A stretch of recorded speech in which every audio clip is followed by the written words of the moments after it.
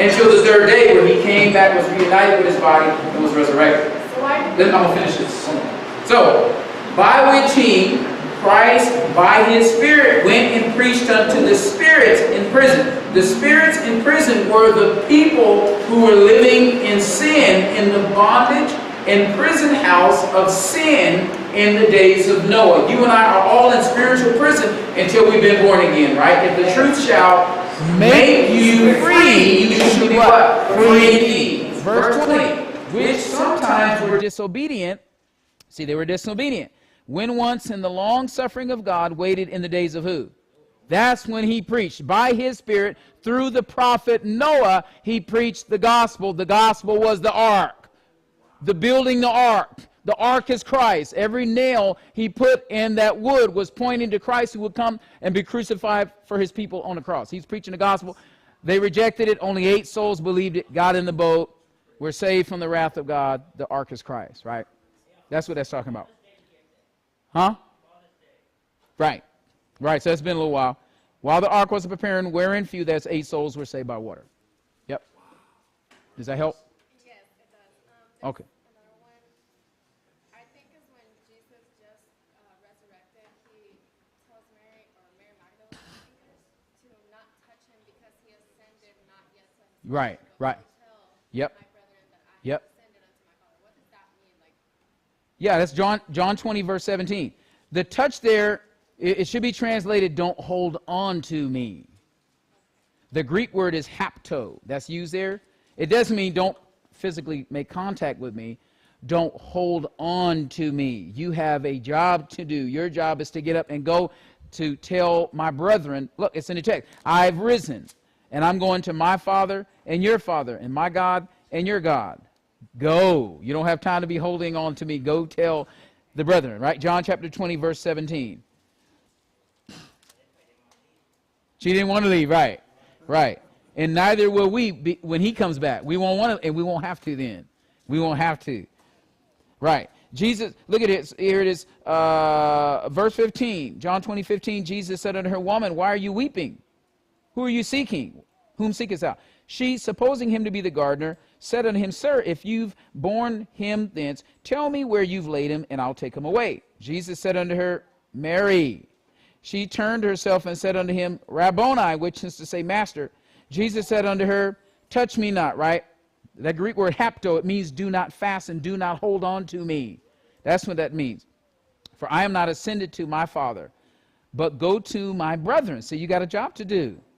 And say unto them, I ascend unto my Father and your Father, and to my God and your God. So he's not ashamed to call his brother. He says, my Father, your Father, my God, your God, right? Where he says, my Father, that's his deed. Where he says, my God, that's his humanity.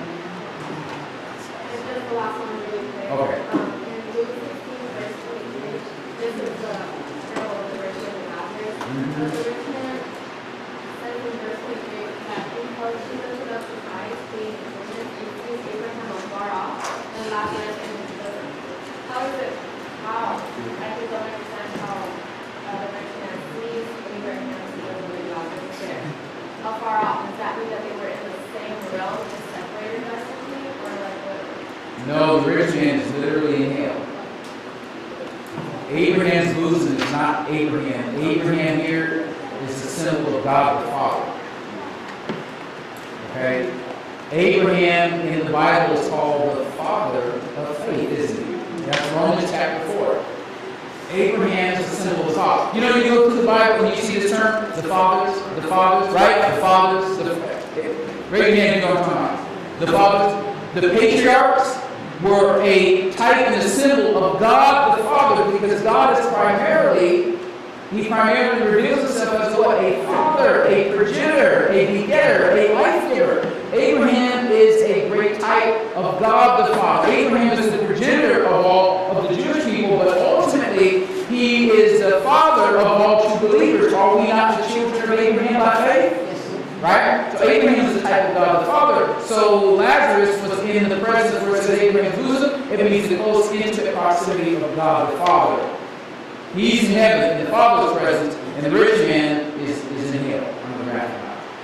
So people in hell are going to be able to see those particles? No, that's just teaching the lesson about the two contrasting destinations of the poor man who's poor here, but he died a believer in Jesus Christ and went to heaven. Now he's spiritually rich, the great reversal, and that rich man that rejected the poor man and rejected Christ and the gospel had it all here, but then he went to hell and spent eternity there. What does it profit a man if he gains the whole world and loses his own soul, right? Okay, hold on. Thank you. Would your hand up too? All right, wait. Okay, it's a quick, okay. I just want to comment on what you just said. I feel like now, like past years, like the great masses, you see some of us see more now how some of the very rich, especially some of the lockdown, before what happened, some of the very rich are spiritual. Yes. That's Yes. all. Yep. 100%. Because all these things happen, they show you that money can't buy you eternal life. Can't. You have all that money, God can take you out of a moment's notice, and then what do you have? Alright? So, when a person dies, just like the rich man, do they know immediately that they're in hell? Yep. He knew exactly where he was So leading. we'll know the second thing of that because of the blessing assurance. You know. Yeah, we're going to see his face immediately. Yeah, we're going to have that darkness for that little millisecond, boom. Instant presence in heaven. No more fear, no more darkness. That's things, all of this removed. That's right. Yeah, like we were talking about, Catholicism is a million miles away from biblical Christianity. It has nothing to do with Scripture at all. That's doctrines of devils. You don't find purgatory anywhere in Scripture. Soul sleeping anywhere in Scripture. Absence from the body is present with the Lord if you're a believer. If you're not a believer, absence from the body is immediate hell. Yep. This is nowhere in Scripture at all. This is stuff made by men, not giving rights versus free God at all.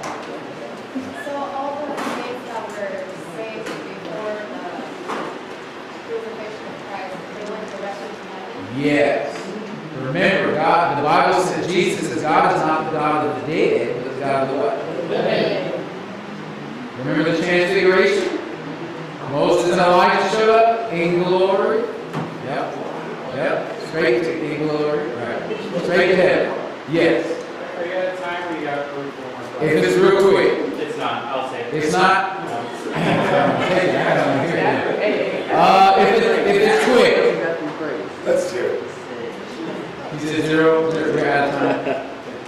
I'll say that. All right, let's pray. Father, thank you for your mercy. I thank you for your people's hunger, Lord. That can only come